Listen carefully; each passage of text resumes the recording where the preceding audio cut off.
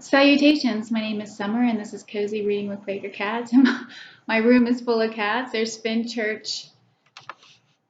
Finchurch, what are you doing? You don't see him that often. And then I have little Rollo over here. Mayfair just went behind the little stand and Randall was in here. Sylvie's upstairs in bed. So I just want to talk about what I've read since this year has started. And yeah, we'll get to it. So on New Year's Eve night, I finished the Ballad of Songbirds and Snakes by Suzanne Collins. As most of you know, this is I almost said preview. This is the prequel of the Hunger Games.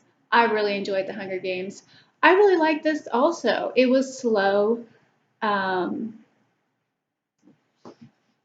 but I felt like it was a good story. It told me some things that I found interesting and I liked. So it's not like the Hunger Games. It's not really fast paced, but I really enjoyed it. So I also finished listening to, this was a reread. Maybe I can, the lighting. We actually have a sunny day here, so I thought I have to do a video. We have sun.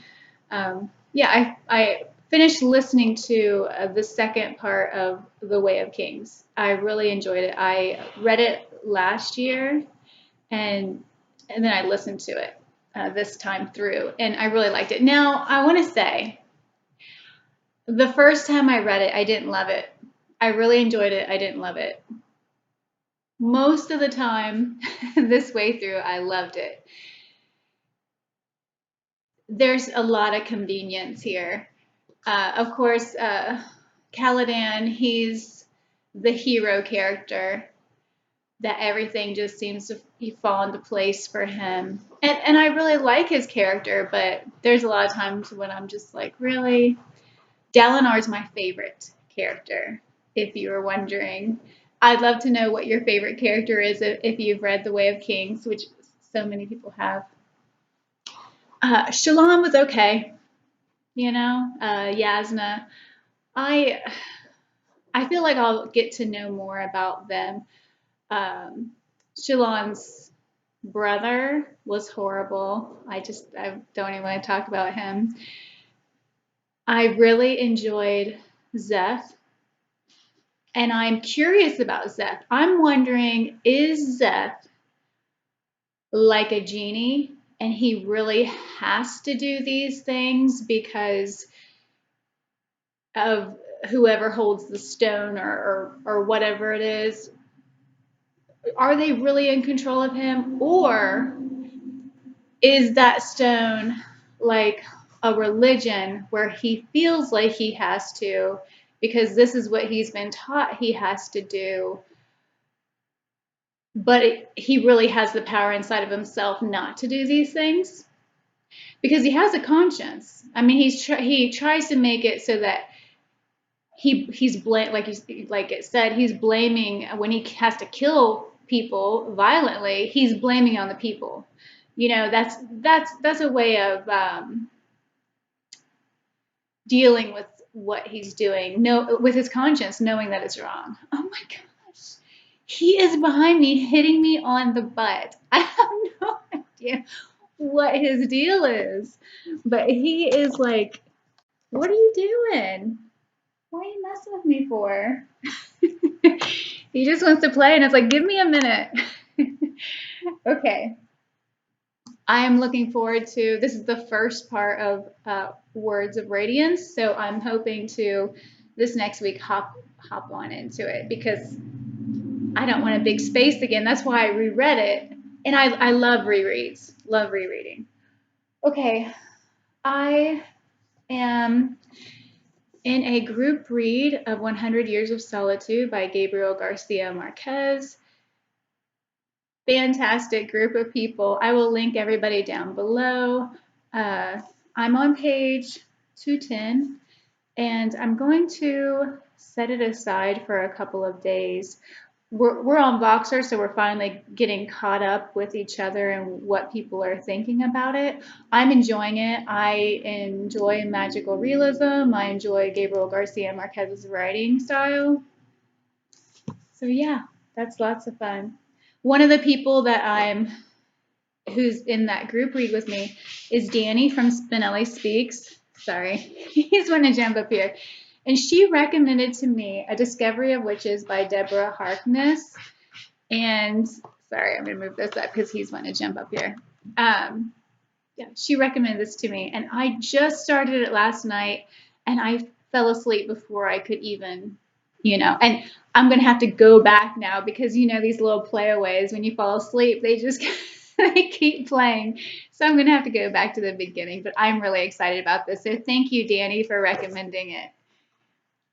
Something I'm going to be hoping, there's two books I hope to finish this weekend, and one of them is Dirt Music by Tim Winton. One of my friends just finished reading this, so as soon as I finish it, I can fully talk to him about everything that went on in this book. So I want to finish it because I'm excited to hear all of his thoughts because he hasn't told me certain things because he doesn't want to ruin it for me. Also, I hope to finish Christy by Catherine Marshall. This book has been on my TBR for a really long time, and I watched the series or the show. Oh, I know 2 or 3 times as growing up, and I loved it. But I always wanted to know: does she end up with the doctor or the preacher? And I always want to know what happens, right? So that's why I'm reading this book, is because I want to know what happens. It is not going to tell me. I know, because look where I'm at. I'm on page 406 of 436. I have 30 pages left, and I know nothing more than I knew from watching the show. And the show is wonderful. The book is wonderful. This has one of my favorite Quaker characters in it, Mrs. Alice. Jesus. And I forget, Tyne Daly, is that how you say her name? I don't know if that's her name or not, but anyway, she played Miss Alice on the show, and I just loved her. But something that didn't happen in the show that's heartbreaking happens in this book, and it really just threw me for a loop because I couldn't believe that happened in the book, and they wanted the movie or the show to be more of a happy, even though there's like so many struggles through it. If you guys have watched this show, please let me know and what you thought about it, because I loved it. It was something I watched growing up. So yeah, there's no way in 30 pages they could possibly. I think it's going to leave me on like a cliffhanger. And there's Catherine Marshall wrote another. I'm going to have to do my research, but I believe she wrote another novel, only one other one, named Julie. So I'm going to have to look into it, and I'm going to be really upset. You guys are going to hear next week if I found out no information. Okay, so last night I picked up War and Peace, and I got to page 800. One of my favorite characters is Prince Andre's sister, and I always call her Maria. I'm not sure if that's right, but it's like the name Mary with an R-A, or is it Mary with a Y? Like, yeah, Mary with an R-A. I love her character. Something sad just happened, and I don't know. I love how she politely and quietly rebels against her father because she helps the poor secretly. And when her father is a tyrant, he's horrible, but she can see through that. Like, she knows him, so she can see through it. And she finally finds out that, yeah, everything that she has felt really is true. And anyway, page 800, I got to that last night.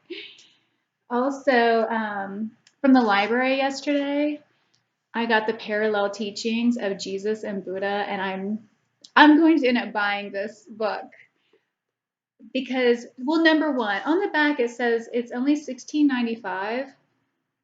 It has French flaps. The quality of these pages, they're very thick pages.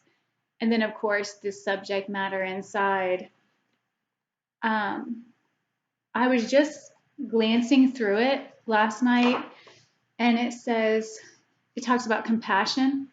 Most striking of all the parallels between Jesus and Buddha are those dealing with love. Both teachers invoke the golden rule of treating others as you want them to treat you. Many of Jesus' most famous sayings, turning the other cheek, loving your enemy, and the idea that one who lives by the sword will die by it, are mirrored in the words of Buddha. Yeah. There's so many. So Jesus said, this is just an example, and look at how it's, sorry with my lighting, how it's printed out where they have Jesus and they have Buddha. Jesus said, you know the commandments, you shall not murder, you shall not commit adultery, you shall not steal, you shall not bear false witness, you shall not defraud, honor your father and mother. And then Buddha said, abstain from killing and from taking what is not given. Abstain from unchastity and from speaking falsely. Do not accept gold and silver. Sorry, I'm having a little rugrat down here distracting me. So yes, this is something I'm going to be reading before I go to sleep at night because as we know, it was a crazy week and I need something to settle myself before bed. So that's the plan for this week, to read a little bit every night of that. So there's another read along that I'm in that I have not even started or picked up, but it's okay because it's a casual read along. It's with Rick McDonald over, I'll link his channel so you can check it out if you're interested. Yeah, it's very casual. I'm excited about getting to this. It's just, I had too many things going on at the end of the new year that I just have not got to it. But I'm hoping to pick it up and get it started this week. And once I'm done with some of these others, which, like I said, 2 I hope to finish this weekend. And next week, I'll probably finish 100 Years of Solitude. So I'm hoping to pick this up this week. Okay. What little guy? He will not leave me alone. He will not stop messing with me. Okay. So 2 that are, I didn't even realize that Fenchurch climbed up in the chair to sleep. Bitter Single Ladies Read Romance, hosted by Angie at Literary Labors and Rainy at Rainy Day Reads. Their book club pick of the month is Grin and Bear It by Penny Reed. This is book 2 of Winston Brothers. And I mean, these are really cute covers. Now, this is book 2. Apparently, it really doesn't matter because each book is about a brother. So you don't have to read the first one. And I just got this from the library yesterday, along with book 1, Truth or Beard. So I'm going to start this one. And I'm hoping, I don't know when their book club is, but I'll link all their information down below. I'm not sure what day they're meeting this month, but I'm going to try to read this one. And then if I love this, I'll read this one. So they're really cute covers. Okay, I think that's it. What do we got going on over here? Mayfair's, she's covered in dirt. She was in one of the plants. Okay, I hope everybody had I